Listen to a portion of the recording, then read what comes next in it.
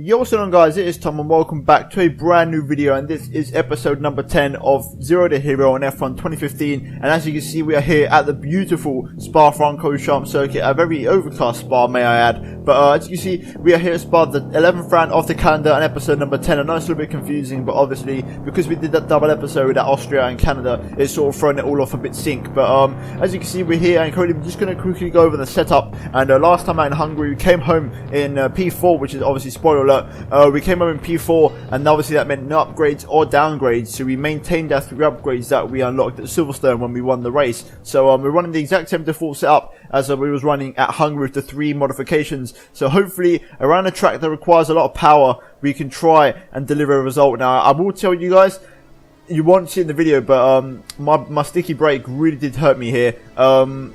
I'm not going to spoil anything, but it's definitely got worse. So I'm hoping what I'm going to try and do is I'm going to try and bang out a lot of recordings in like a couple of days. So hopefully then I finish recording and then I'm going to try and open up my pedals and try and fix them. Because hopefully I don't want it to ruin many of the series that I'm doing, and I want to get them fixed before F1 2016 comes out. But anyway, we're going to move on to the actual race and move our focus here. There's a 5 red lights come on now for the Belgian Grand Prix, and we are underway off the line, getting a pretty decent start actually. And I'm starting to get back on top of my starters now actually. Not having too bad of a start now on F1 2015 as we now make our way up the inside of the first corner here alongside Harrianto. There's also had the same idea as me by going for the massive dive bomb into the first corner, and we actually get ourselves up in the P13 already. So a very nice move into turn 1 there, getting plenty of positions there to make a nice effective overtake as we now move later on that lap. Go for Le Coupe now on the exit, now approaching turn number 8, Ravage. As you can see, we're going to try and dive on up the inside of Ricciardo and also Felipe Naz as we stick our nose up the inside of turn 8 there, and we're now on the back of Max Verstappen here as we approach turn number 9. And can we possibly pick him off here and try and size up and move? As you can see, we've got a couple of Renaults mixed in there who are going very slowly, which is sort of holding this pack up here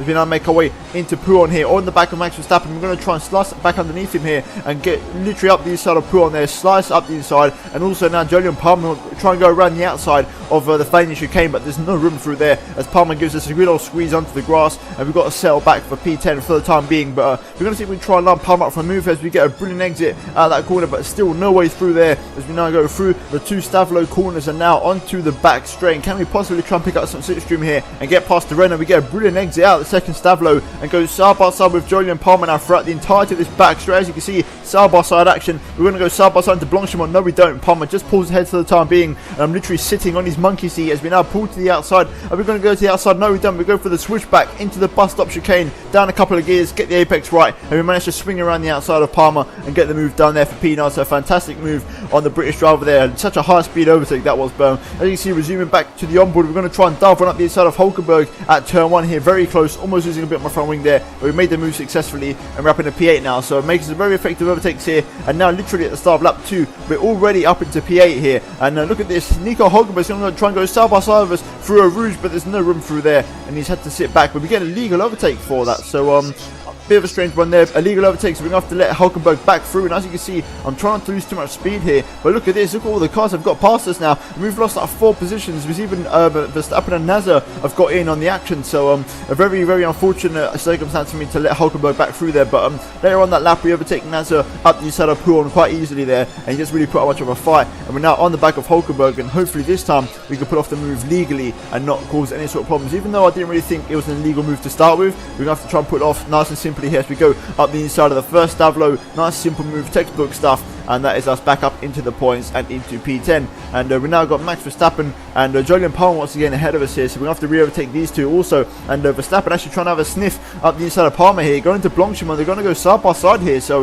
let's keep an eye out for this as we try to go through Blanchimont maximum speed here. We just literally breeze past Palmer, and we're going to just launch one up the inside of Verstappen into the bus stop chicane there, keeping my nose in there so Verstappen can't turn in on me, and no room through there. Verstappen holds on for the time being, so I'm going to set myself up for a pretty decent exit actually. A little bit of a squirmy exit, but still a pretty decent one. And we're now going to pick up the slipstream on Verstappen and pull to the inside and pull off a textbook trademark move up the inside of the first corner there, and that is a move done and dusted for P8 there. So eventually, after it took us one extra lap, but we did recover to P8 where we was. So good stuff so far, and some pretty decent overtakes I've got to say on with this default setup where my straight line speed isn't particularly insane. And yet another move is about to come up here as we dive on up the side of Magnussen through Blanchimont on a fairly simple move there, and that is us up into P7 now. So overall making some solid progress progress as we move later on to lap 5, and we're catching up to Danny Kvyat here. We're actually going faster than him. However, look at this, Kevin Magnussen in the Renault stuck with us, and look at this, he's got the DRS wide open. He just walks past us. We're not even there, he literally just walks past us. So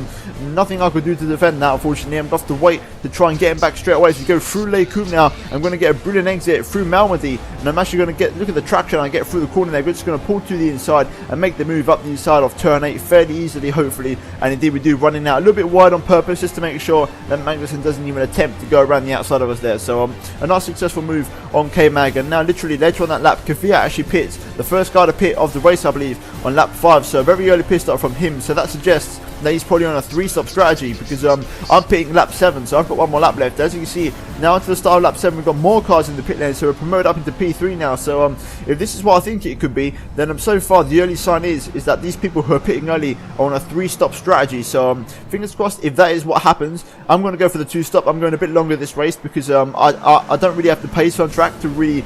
I'm the fastest guy, but I'm not the outright fastest guy. So I think I'm going to go for the longer strategy here and play nice and smart, and hopefully we can get something out of this by the end of the race. So as you can see, we go onto another set of soft tyres, and we're going to try and drag these out up until about lap 14, and then go onto a set of mediums for the last stint of the race. So as you can see, we're going through the first corner here. Actually come out just behind Kvyat there, because obviously he's had 2 laps on these fresh tyres to try and stay ahead of me, and he's made it work successfully. But I'm moving later on to lap 12 now, and I've got a couple of laps left in these tyres. But look at this, people in the pit lane once again, and I'm promoted up into P4, and the very next lap we've got a couple more cars in the pit lane here, and as you can see, that's going to promote us up into P3. So I'm back into the position where we are, and the very next lap we come in for the second stop of the race. So what this means is I'm pretty sure those people who've stopped are going for the 3-stop strategy, and we're on the 2. So right now we could technically be on a net in a net second place. I genuinely believe that we could actually be in second place right now, because obviously if we're going to the end,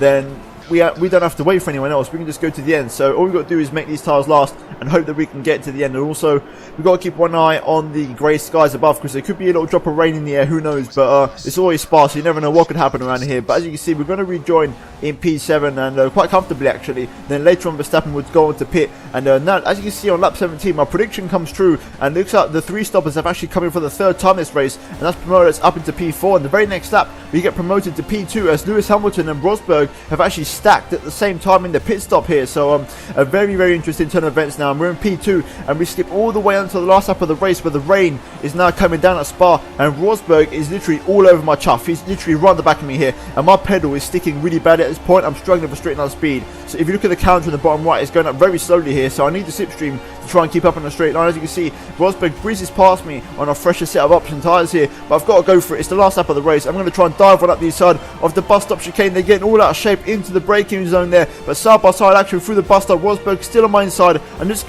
about going to get the traction on the dry line, and we're going to come across the finish line to come home for P2 in what was a great race in terms of strategy, and a massive 18 points, and yet again 2 more upgrades around a track that I didn't think I'd do particularly well at. But thankfully for me, the strategy really did come in clutch there, and crucially we actually gained 3 points on Rosberg in the championship as well, so added bonus there. So a fantastic result, and I think, you know, it wasn't a particularly incredible race for action, but it was a great race in terms of strategy. I think, you know, I really played my cards right, and that's going to really help us out hopefully for the next race in Imola, which is in Monza, which is the Ferrari home race. So hopefully we can have some good upgrades now coming up in a moment. But as you can see, Felipe Massa actually won the race, so quite a surprising option there. I think he did the exact same thing as I did on strategy, but he had the faster car on the day, so he managed to win the race there. As you can see, confirmation as Massa wins. I come home in second place. Nico Rosberg finishes on 3rd, running off the podium, and then Sebastian Vettel comes home in 4th place, with Bottas in 5th, and Hamilton down in 6th place there, because I believe he had to stack behind Rosberg in the final pit stop.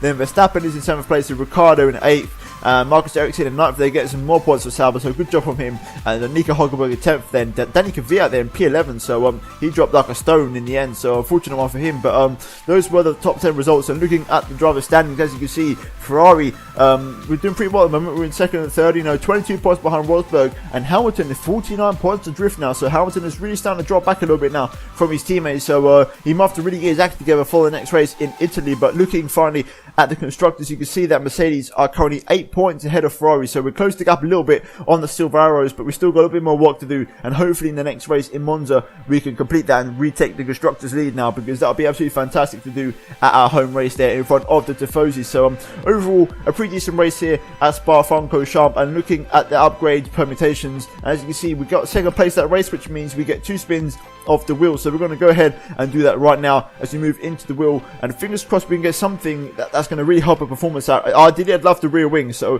here we go. The first one is front camber, so we just missed out on the rear wing by 2 there. We're going to spin for the second time, and let's see what we get. It's going to, yes, okay, we finally got the rear wing. Okay, great. So we've got the rear wing for the next race in Italy, so that's fantastic for us. So what that means is obviously if my pedal starts sticking, then the rear wing is going to help us out a little bit of straight line speed, so it shouldn't be too noticeable. But hopefully you guys have enjoyed the video, and if you have, then please do smash that like button and let me know that you really enjoy the series, guys. If we could hit maybe, I'm going to say 90 likes for this video, guys, that'd be absolutely fantastic. And also, if you're new on here, please be sure to subscribe to my channel for future F1 content. And yeah guys, that's about for this video, and I'll see you in my next one very soon.